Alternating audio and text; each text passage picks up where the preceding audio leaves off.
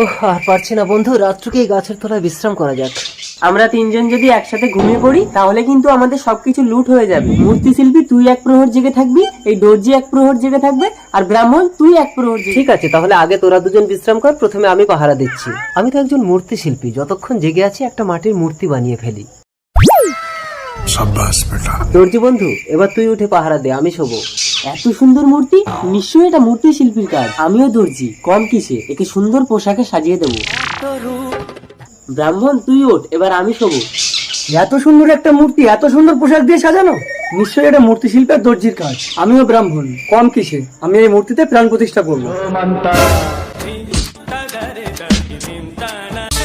আমি যুবতী, যৌবনের জোয়ারে আমার দুকুল ছাপিয়ে যাচ্ছে, কেউ আমাকে বিয়ে করো। প্রথমে আমি তোমার মূর্তি বানিয়েছি, আমি তোমাকে বিয়ে করব সুন্দরী। না, আমি তোমার লজ্জা নিবারণ করেছি, আমি তোমাকে বিয়ে করব সুন্দরী। আমি তোমার প্রাণ প্রতিষ্ঠা করেছি, আমি তোমাকে বিয়ে করবো সুন্দরী। না, আমি বিয়ে করবো, না, আমি বিয়ে করবো, না, আমি বিয়ে করবো।